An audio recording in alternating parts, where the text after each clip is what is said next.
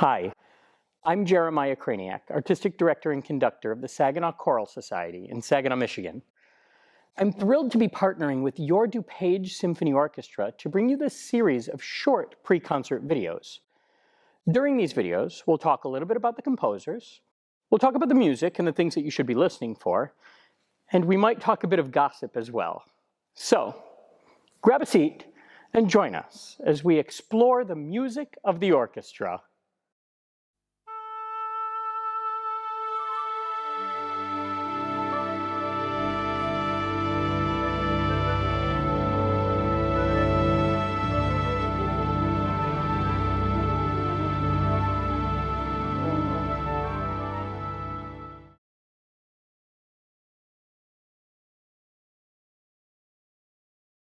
Edward Elgar was deeply affected by World War I. The war years were challenging for a distracted Elgar, who turned to creating music of a more patriotic and somewhat theatrical nature. Then, immediately following the war, he explored a period of chamber music. After returning to Sussex, Elgar began working on his next musical venture, a cello concerto. The work was completed shortly before the tragic death of his beloved wife Alice in 1920. It was the last significant work Elgar wrote. The Concerto for Viola, Cello, and Orchestra is orchestrated for a full but refined instrumentation, consisting of 2 flutes, 2 oboes, 2 clarinets in A, 2 bassoons, 4 horns in F, 2 trumpets in C, 3 trombones, timpani, and strings. The first movement is written in ternary or ABA form following a brief introduction. Written in the key of E minor, the movement gives the effect of a broody yet passionate mood. As we dive into the piece, we hear a brief 8-measure introduction that opens with the solo cello.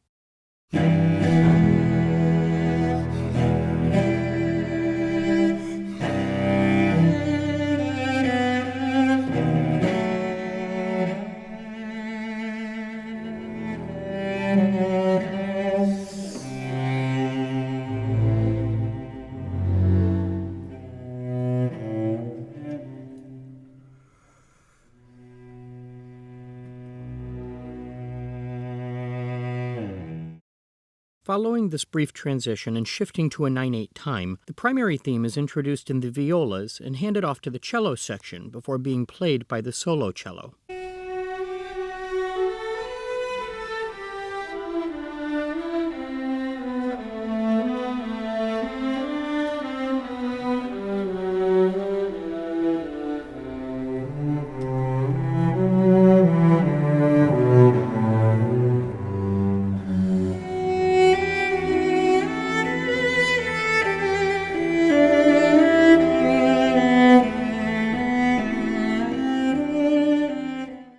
After the full orchestra joins for the primary theme, Elgar uses a brief transition played in 12/8 time, first by the clarinet and bassoon, then joined by the solo cello and strings.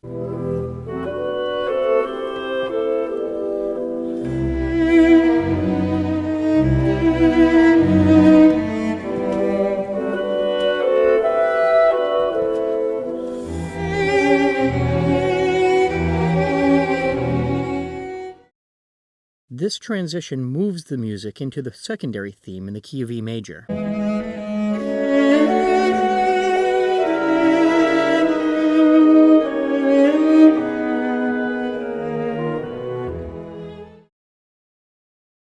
A brief period of transition material provides a bridge between the first iteration of the secondary theme in the strings and a new iteration expanded into the clarinet.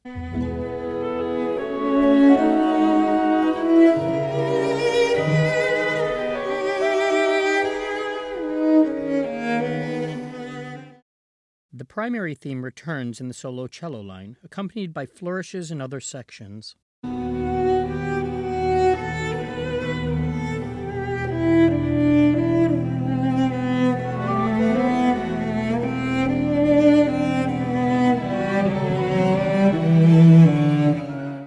The full orchestra joins with the theme as the movement builds to its final climax before closing with the solo cello.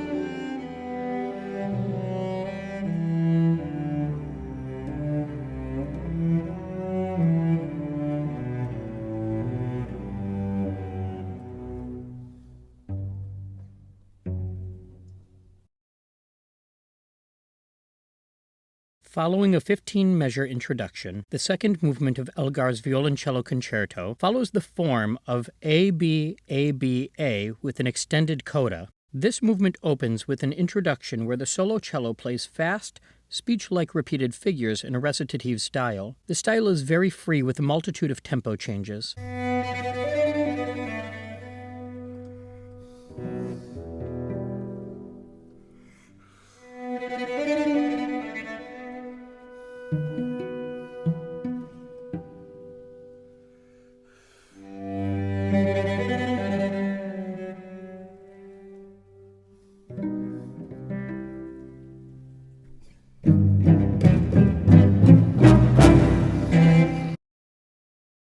Following the introduction, the primary theme is introduced by the solo cello, accompanied by the strings in G major, and is composed by expanding the fragmented material from the introduction.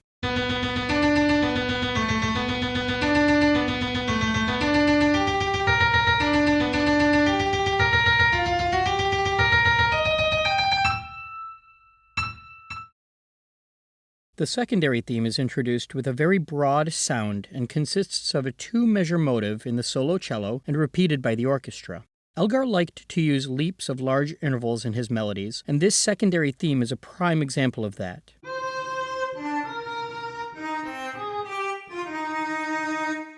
The primary theme returns, although slightly different.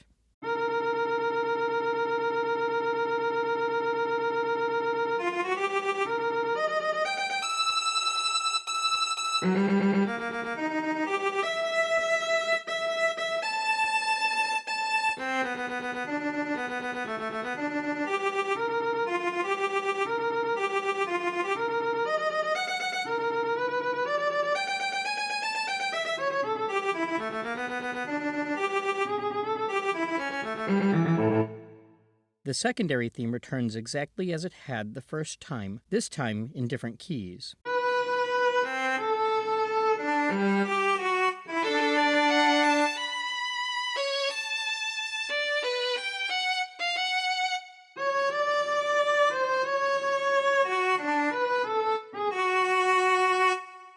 When the primary theme returns for the third time, it consists of 2-measure sequences based on the second fragment figure from the introduction.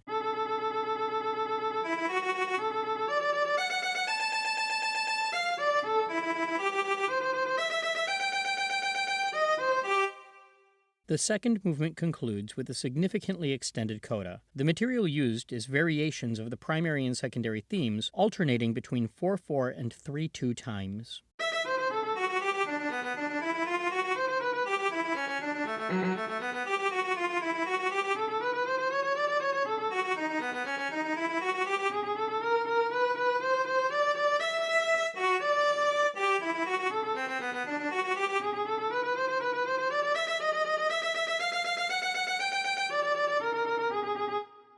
Elgar's third movement is short, at only about 3 minutes long. It is written in a simple prelude form with a brief introduction and a coda following the thematic material. The primary theme consists of 2 parts, also called a period. The first part consists of leaps upward in the solo cello.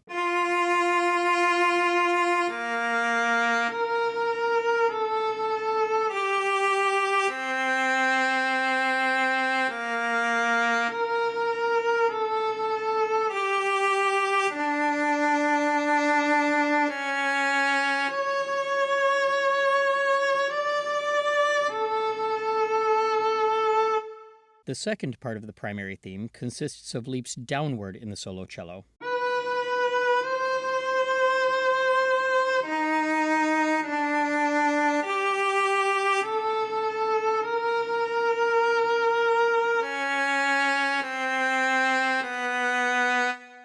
Here, as we expect the theme to end, Elgar delays a cadence and begins a sequence, extending the phrase a little longer.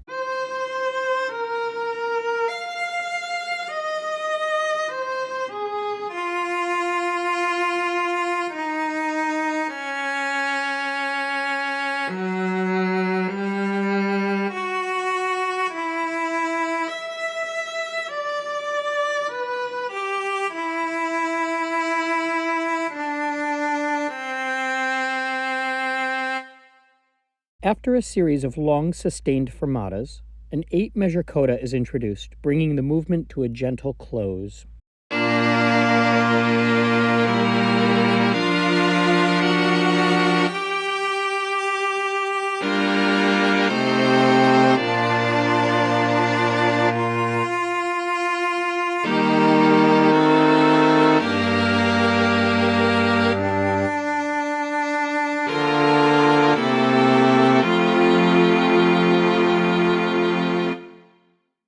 In the fourth and final movement, a short introduction is played by the strings and winds in the key of B-flat minor and based on the primary theme.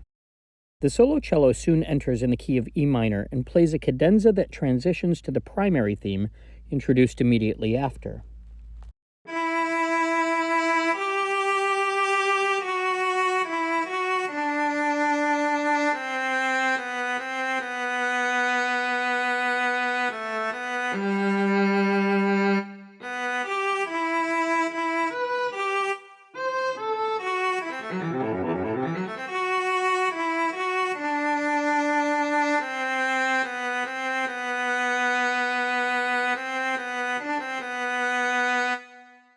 The solo cello introduces the primary theme, a dance key in the key of E minor, the same key as the primary theme of the first movement.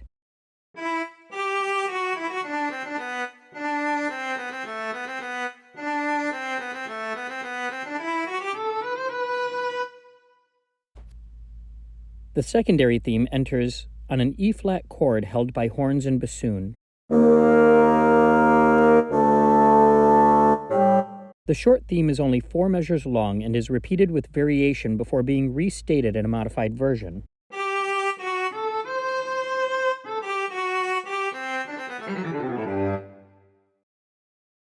The development section opens based on a version of the primary theme hidden among running 16th note passages. It is a lengthy development that moves through numerous keys, concluding in the key of E-flat major, before transitioning to the recapitulation.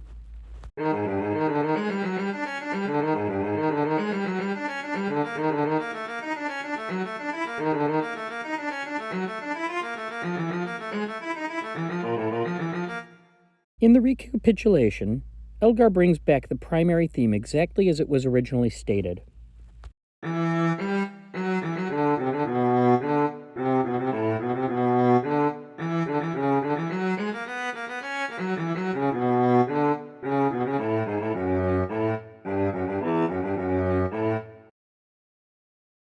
The secondary theme occurs mostly in the same manner as was heard in the exposition.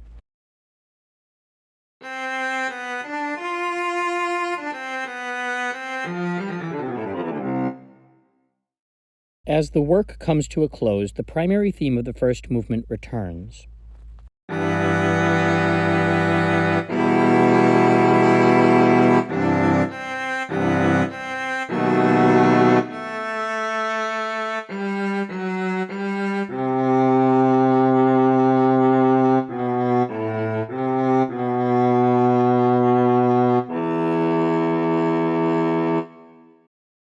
Finally, Elgar concludes the work with the dance motive of the last movement.